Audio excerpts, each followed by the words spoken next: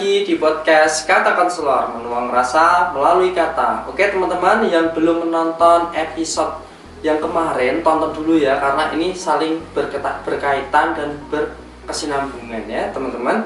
Nah, untuk podcast kali ini, di episode kali ini akan melanjutkan podcast yang kemarin tentang bisnis ya, bisnis thrifting. Dari kan kemarin dijanjikan tentang tips dan trik ya. Setelah itu mau dibocorin nih ya teman-teman, penghasilannya itu berapa. Selain itu pula nanti kita tanya-tanya sebanyak mungkin ya. Oke, nah yang pertama penghasilan dulu. Kalau boleh tahu penghasilannya dalam 1 bulan sendiri, ya jangan disebutin sih. Nanti bilangannya bisa dikasih kali-kali XX gitu ya. Gitu enggak apa-apa. Gitu. Iya. Kalau masalah itu ya Mas ya, penghasilan itu cukup dan lebih. Ada kalanya cukup dan lebih, ada kalanya cukup dan sedikit kurang, ada kalanya lebih-lebih. Tergantung kita. Soalnya kan aku kembali lagi ke kuliah kan Mas. Kadang itu maksimal, kadang itu aku bahkan 2 minggu sama sekali nggak jualan. Kadang contohnya kalau UTS, UAS gitu lah Mas, kayak sibuk banget gitu. Sibuk lah sama tugas-tugas kuliah, apalagi kalau ada kegiatan yang harus di organisasi yang harus nginep kan otomatis nggak bisa sambil jualan gitu. Jadi pendapatan per bulan beda sama karyawan gitu ya Mas, yang selalu bulanannya itu sama gitu. Nah, tadi kan udah dibocorin, tapi kan belum dibocorin tentang tadi di mana tadi? Iya, itu berapa digit ya? Misalnya ada 2 digit, 3 digit, 4 digit, ya tergantung dengan. Oke. Gak apa-apa, kita terbuka ya. Kan Yeah. yang namanya konselor kan asas keterbukaan itu harus ada. Wah. Tapi rahasianya juga ada teman-teman. Ya kalau per bulan itu kalau emang niat gitu loh Mas, maksudnya emang dikumpulin nggak dipakai buat jajan dan lain-lainnya, biasanya aku tak pakai buat jajan. Misal buat jajan tuh 30%, ditabung 50%, dibuat uang apa ya? Yang tabung itu ya 50% itu buat modal lagi, maaf ya teman, maksudnya gitu. Yang 20% ditabung buat uang jaga-jaga gitu loh Mas. Itu kalau semisal bersih nggak dipakai apa-apa ya dapatnya 2 tit gitu. Oh, 2 tit gitu teman-teman ya. Lumayan ya teman-teman. Tuh buat jajan kalian tuh sampai kembung gitu. Tapi buat yang jajannya biasa-biasa aja. Kalau yang kafenan ya cukup 1 hari. Oke, selain tadi kan udah dipaparkan tentang penghasilannya ya, penghasilan dari bisnis ini kecil-kecilan, bagaimana kalau sudah besar gitu loh ya. Tips dan triknya bagaimana kita memulai bisnis thrifting itu bagaimana, bisa dipaparkan pada saya dan juga teman-teman yang sedang nonton. Yang pertama itu pasti niat. Dan Niat itu pasti Betul. semua hal itu niat. Yang kedua itu berpikir positif sama niat kita sendiri ya teman-teman ya. Yang ketiga banyak-banyak menjalin relasi, berkomunikasi dengan baik. Karena itu semua bisnis itu pasti butuh relasi gitu. Jangan gengsi, jangan iri, jangan takut. Nah, terus berani mengambil resiko. Itu yang paling penting Mas. Dan menghargai proses. Berarti semua orang itu bisa melakukan? Bisa, kalau ada niat dan mau bergerak pasti bisa, semua orang itu pasti bisa. Nggak ada yang tidak bisa. Saya juga bisa ini. Bisa, bisa. gitu. Saya bisa teman-teman, tapi Tinggal belum ada niat sama yang namanya ini mengambil resiko. Karena yang namanya mengambil resiko ini harus mempersiapkan mental, fisik, psikis dan lain sebagainya teman-teman. Betul teman-teman. Tinggal di mana titik Mas Jum mau memulai. Intinya Jadi memulai. bisnis itu tergantung dengan kita ya. Oke. Menghargai proses ya Mas. Soalnya itu proses itu mau kita turun, mau kita naik, mau kita apa sebosen apapun, ya itu kita menghargai perasaan kita, menghargai mental kita, menghargai semua keadaan kita gitu. Nah, yang namanya seorang pengusaha atau orang yang berusaha memulai bisnisnya kan pasti ada yang namanya down, terus naik lagi, terus gagal lagi. Nah, gagal lagi, naik lagi itu yang Dek Safira katakan sebagai proses berarti ya. Betul. Oh, seperti itu. Jadi Maka, menghargai kegagalan. proses, menghargai kegagalan, menghargai apapun itu, dan yang terpenting itu konsisten. Konsisten dengan langkahnya. Berarti yang namanya gagal itu sebagai tangga kita dalam menuju kesuksesan, teman-teman. Tanpa kegagalan tidak akan menemukan titik kesuksesan. Hebat sekali. Betul ya. Nah, kira-kira Mas Jumanto itu ada pemikiran buat kedepannya mau bisnis atau sekarang udah menjalankan bisnis apa belum?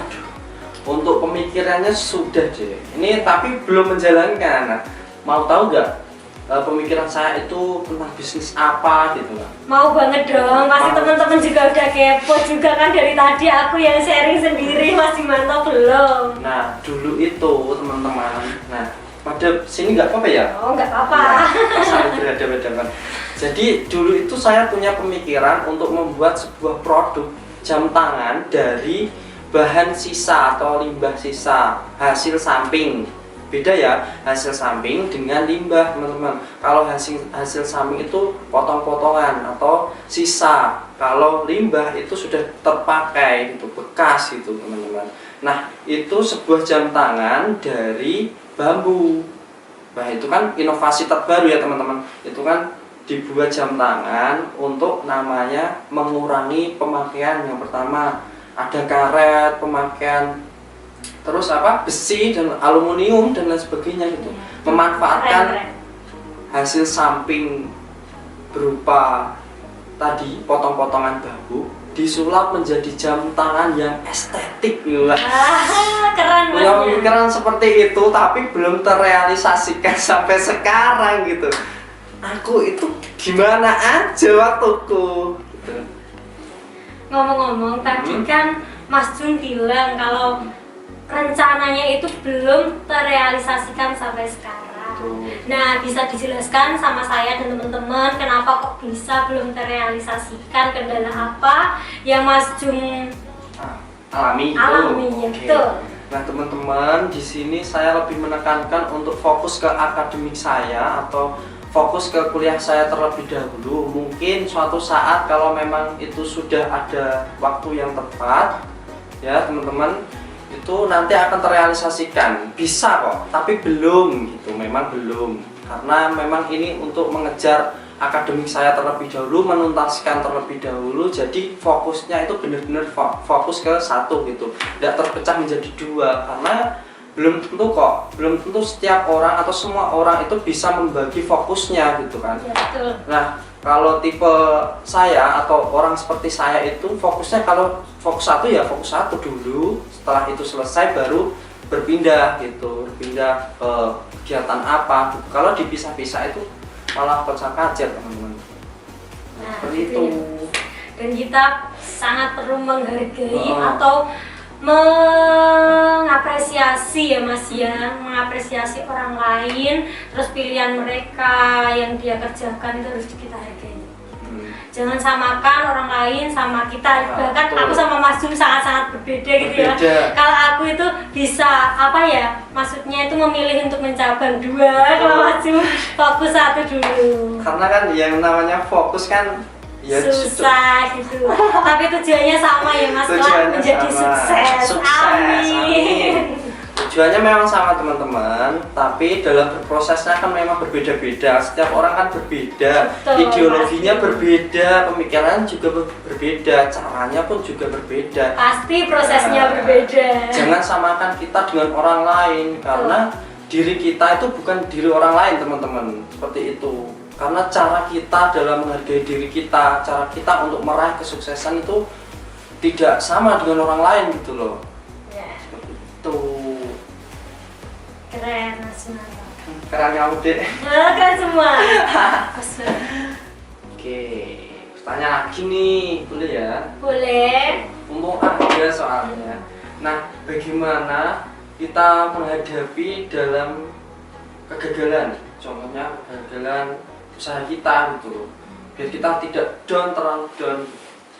Nah jadi gini Mas, gagal, kecewa, sedih, marah itu nggak apa-apa, itu manusiawi. Tapi kita nggak boleh seperti itu, nyaman di posisi itu. Kita harus bisa bangkit lagi, bisa mengevaluasi kesalahan-kesalahan apa yang membuat kegagalan itu hadir. Terus anggap saja kegagalan itu suatu tantangan buat kita. Terus kita berpikir positif sama diri kita, kalau kita bakal bisa bangkit lagi, sukses lagi, semangat lagi, memperbaiki lagi agar kita kedepannya bisa sukses. Yang penting berpikir positif ya. Berarti dari apa yang disampaikan oleh De Safira itu, yang namanya kegagalan itu harus dievaluasi ya. Ya, dengan dievaluasi itu kita mengerti apa yang salah dari langkah kita gitu. Dengan kita mengerti langkah kita itu salahnya di mana, berarti nanti kita tidak akan jatuh ke dalam kesalahan yang sama, teman-teman. Nah, gitu. Dan ada tambahan lagi Mas, ini yang menurut aku terpenting ya Mas, untuk masalah perasaan saat gagal, saat kecewa, saat marah, saat emosi, itu manusiawi teman-teman. Itu hal yang wajar banget dirasakan oleh manusia. Semua orang pasti merasakan hal seperti itu. Nah, berarti bisa mengalihkan ke motivator-motivator yang ada gitu. Iya, bisa ya Mas, seperti itu. Semua motivator itu pasti entah di dalam bukunya, entah di dalam YouTube, semua itu pasti mereka menceritakan lah titik di mana dia down, di mana dia terjatuh, gimana dia prosesnya bangkit lagi. Itu bisa menjadi menjadi pengalaman baru buat kita. Kalau mereka bisa, kenapa kita enggak ya? Gitu. Bisa dimulailah, bisa buat referensi gimana ya caranya bangkit lagi, gimana ya caranya seperti mereka. Buktinya mereka saat down, saat mereka jatuh, saat mereka stres, mereka bisa bangkit, dan kesuksesannya juga luar biasa kalau melihat motivator dunia gitu ya Mas ya. Berarti kita sebagai seorang pembisnis itu atau pengusaha harus selain kita terbuka, kita juga tidak boleh yang namanya menutup diri ya. Betul. Harus bisa melihat motivator ataupun motivasi dari luar itu masuk ke dalam, teman-teman. Intinya kita belajar terus, jangan puas dengan hasil kita sendiri, tapi kita harus menghargai hasil kita. Kalau kita puas dengan hasil kita saat ini, pasti hasil kita akan stuck di sini.